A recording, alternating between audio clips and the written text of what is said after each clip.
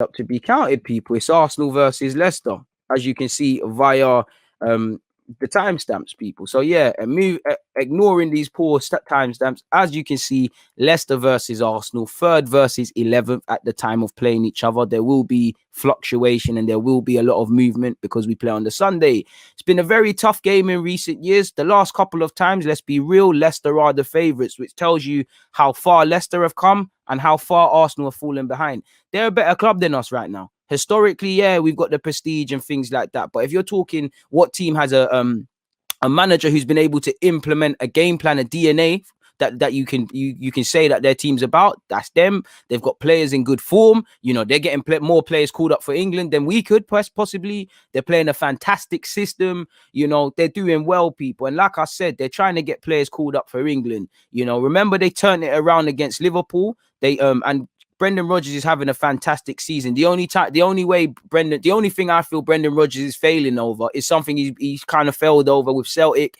and Liverpool, and now obviously Leicester, in that last 16 in European Cup competitions, he can't get round it. But in the league, you can't praise Brendan Rodgers enough, people. You know, he's always been a good manager, but I think he's reinvented himself. His game management is good.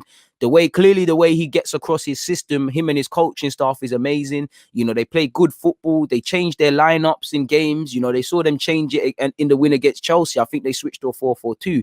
They can play a back three, a back four. They're very good on the counter. They press you aggressively. You know, they can cut you open in free passes. The spirit is there. It's an interesting game. And we like we spoke earlier, people. We spoke about learning your lessons from Olympiacos, learning your lessons from the first leg against Benfica. You know, I want these players to learn their lesson in the league. I want Arteta to learn his lesson, because I think, like I've said previously, one problem I have with Arteta is I think he's got tactics on smash. I think when he's got an idea in his head on the Monday, I do think he's able to implement it on the Sunday. My problem is you can train from Monday to Sunday, and when that game kicks off, it's all out of the window. And I think he's not able, when he's played these sort of managers, I think he struggled. I think he even struggled across two legs over against Jesus. I think he did it this season against Dean Smith at home. I think at home to Wolves as well. I think to a degree against Leeds away. I just don't think he's learned his lessons. And I look at that game, you know, Mustafi and Bellerin switched off in the reverse fixture of this and let Leicester's Jamie Vardy go unmarked. That's another lesson people have to learn. But I just think that game went against it, because if you remember, it weren't a thing where we were actually the better team. We were on to Leicester. We were on top of them. We're dominating possession, and they soaked us up, our pressure. And you could see Brendan Rodgers starting to change things in the second half, and I think Arteta was unable to react to that, people. You know, this is what we need to do. People need to learn, and, you know, credit to them. They turned it around against Leicester. They turned it around against Spurs. That's two big games. He's got his first win over Chelsea and his first win over Jurgen Klopp. You know, there's players like Maddison and Barnes who are playing well all the time.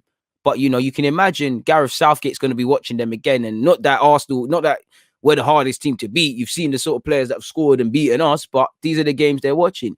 And Rodgers knows they're playing well, man. We know they're playing well. They're on the cusp of the top four. They're only not going to get top four because of themselves, like last season, people. When you think of them, I can't sit here and lie to you. I'm jealous of Leicester. You know, they've got a good manager. They've got good players. There's togetherness. You know, there's multiple systems. You know, the Telemans, James Justin's unfortunately injured, but Telemans, James Justin, Maddison, Harvey Barnes, obviously Vardy's up there for goal scoring, you know, Pereira, Cassange, the fullback, you know, Kasper Schmeichel's made couple saves here and there to save them at times.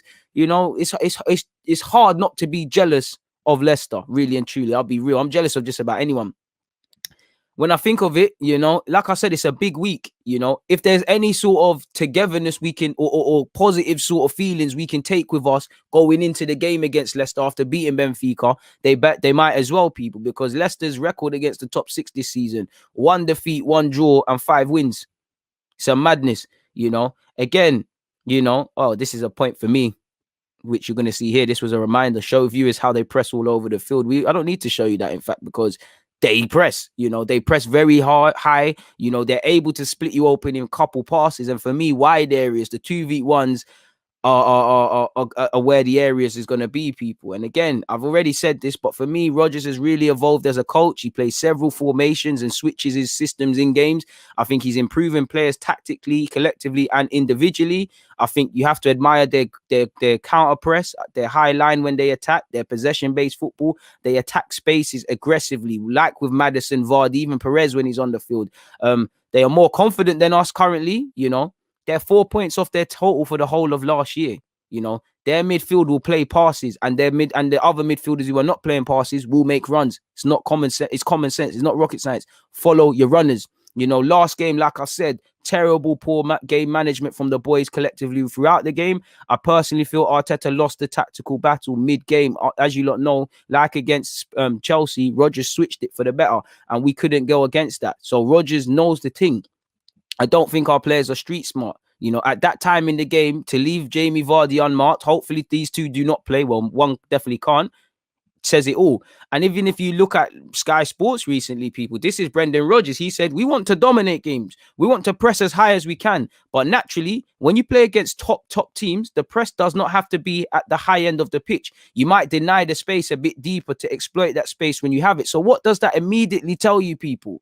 It tells you that they're either going to press us aggressively, which I don't think they will, because with all due respect, we have, for the number of years since Emre's been here, we've been working on playing out from the back.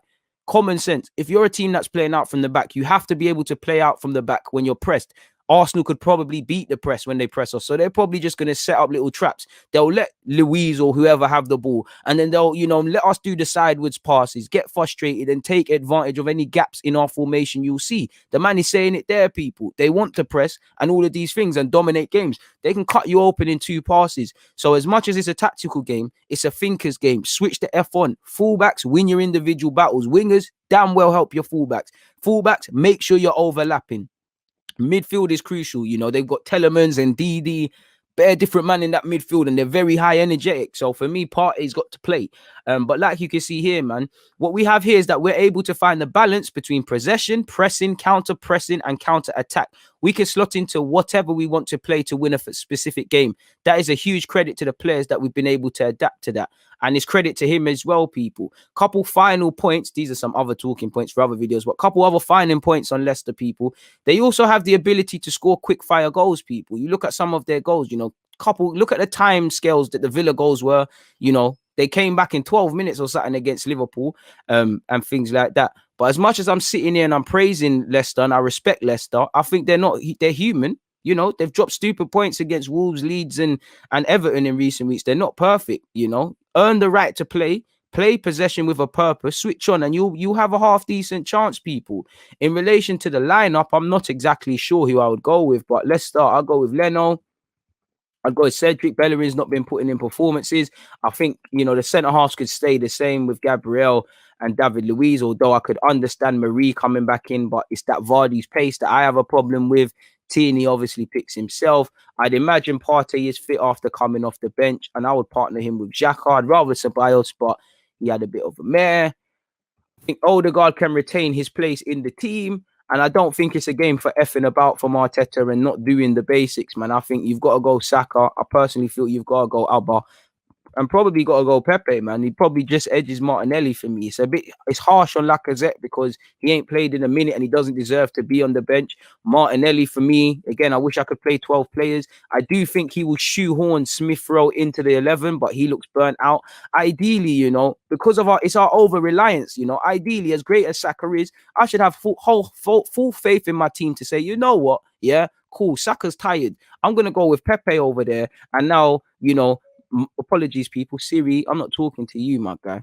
You know, go with a Martinelli, or you might, you know, put a Bamian over here and put Laka. We should be able to do that, but rightly or wrongly, we can't afford to drop Saka now, which is the problem, really. So ideally, Saka should be given a rest, but this is it for me. You know, Aubameyang got 2 goals, so that's what. If he didn't score, I'd probably go with Lacazette. Saying that, I think you need Lacazette. You know, I think you need Pepe because of the direct outlet. But I think you need Lacazette, man. I do think you need that hold up, man. I think so. I do think I would probably go with Lacazette back into the team. and then I'll keep Aubameyang on the left-hand side. It kind of discourages their fullback from going forward. But with Lacazette, I know he presses aggressively, but sometimes when it's not quite there, you encourage their centre-halves to play out from the back. They're a big team, people. They're a big, big team with problems. So that would probably be my lineup, man. But I don't think we're going to see that. Again, when you look at Leicester, they're able to play a couple of formations, people. As you can see, this is a variation of a three at the back. You'd have their fullbacks high and wide in reality. You know, you've got their midfielders who show for the ball. You've got Jamie Vardy. Now, one thing I rate about Leicester is, let's just say this, and let's put some Arsenal players. Why is it not moving? Let's put some Arsenal players there quickly to paint a picture for you guys. And just because it looks a bit better. Yeah, just because he'd technically be onside. We know Jamie Vardy is a street smart striker. Street smart striker. You know, he's on the last shoulder. You might not see him. You know, if the ball's out here and it's about to be delivered in the box, and this is actually where we went wrong at the Emirates, not to scale, but he was in between Bellerin and Mustafi from a defensive phase where a cross was coming in. You weren't aware. Take your eyes off Jamie Vardy. You're asking to lose the game, people. It's as simple as that. You know, so for me, the fact is, you know, they will get it out their feet and play it in behind, you know, Barnes or whoever. If they're making that run, Telemans will try and clip that. You know, Danilo or Cassange, they will go forward. You know, their fullback will go forward. You know, Maddison, if in the game, will go forward. So, you know, the ability of them to cut you open in a couple of passes needs to be there. Can you ask questions of this back three? You know, can you create uncertainties? Can you create uncertainties in the system like this? Because suddenly, if we're in possession and I don't know, Saka's running rings, you know, there's a decision to make, and able to exploit this space, there's a decision to make. Does he start shouting at his wing back to get back? Does he start telling his centre half to try and pattern up? Do they start drawing out the midfield? Go and cause uncertainty. And the best thing you can do when a team is playing three at the back is score, because it flips everything on its head. So like I said, you know, they press you aggressively. You know, I don't think Leicester, if say we have to goal kick people, I don't think Leicester are going to do something like this. I don't think you're going to get Barnes, Vardy. Obviously, they'll press you when they can, but I don't think you're going to see that. And again, I'm messing up the formation. I think what you're going to see is something along the lines of this. You know, their players will sit back a bit, like what Man City do in a couple of big games, people, not to scale, but they'll just sit back. You know, they'll say, all right, cool, Arsenal, do your thing. Play out from the back. You know, you centre half, you can have it. They'll let us do the ball playing thing. They'll let Xhaka show for it, you know. But then when you consider Saka's there, Aubameyang's there, whoever's on the left, you know, whoever is in the 10 and the other pivot, man, this is what they'll do. They'll just limit the space.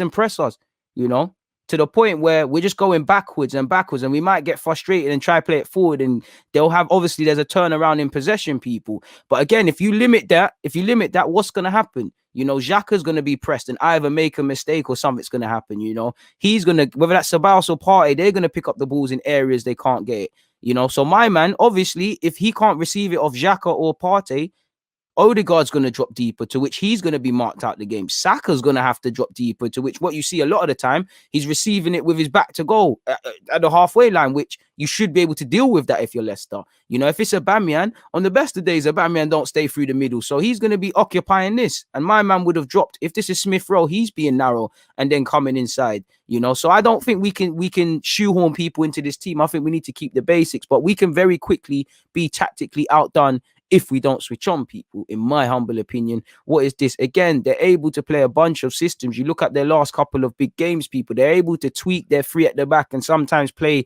more wingers, more strikers, more central midfielders, or just have fullbacks. They're able to do it. There's little bits and pieces. Like I've seen them do this as well, people. You know, they've gone with a strike in, you know, it's floated between a 4 and a 3. You know, they really are smart. And what I like is you got Telemans, you know, you stop Telemans, you can stop the team.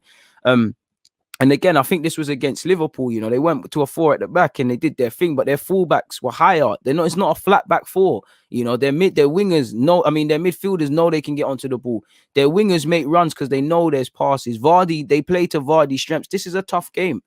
Very tough game without any shadow of a doubt, people. So we're going to need to stand up to be counted. And again, Arteta needs to get a positive result, because the league, to put it nicely, the league is running away from us, people, more so than it already is. You know, I'm just trying to put it nicely. But that's all I have to say in relation to the preview, people. Hopefully we can get a result. If not, it is what it is in that regards. Please make sure you're hitting the like button. As usual, people, hit the like button. hit the like button. And I know a lot of things was said about revenge in relation to now that we've drawn Olympiacos. I want revenge against Leicester because I wanted you to show me you can get a result against Wolves. Didn't do it. I wanted you to show me you can get a result against Villa. Lost the game within 3 minutes. Show me you can do something against Leicester, because those of you that watch me, how many months ago was I saying we need to pick up points? They should be thinking about the period they have in February, which we spoke about this, the Europa League to come, the West Hams, who on the best of day, West Ham's a bad team to play, but especially when they're in form under David Moyes. When you've got Spurs, you know, Jose's an arch nemesis already, and the rest of the games coming, it's business. You know, there's I can't really say anything else to you lot, people. You know, it's business, and obviously they're going to be a bit angry because they lost it. They lost in the Europa League, you know, and we both played on the same day. So I don't know how much of a question fatigue is going to be, but we've got to stand up to be counted. What I want to see is play the occasion, not the team. Don't sit there and over respect Leicester and you know, almost look at it how us fans do and look at all the plaudits they're getting this season. Play the occasion. They bleed just like you. They're human just like you. Go and get a result, you know. If you want to win the game, you will. If you want to F about and play good for 20 minutes, the first 20 and the last 20, and forget the bit in between, you'll do that. Now is the time to stand up to be counted. Simply put, the time for talking is done. There's been too much lip service at this football club, you know. Go out and prove something. We're at the point where I can't blame fans if they're not motivated. You lot need to motivate them. It is what it is in that regards, people.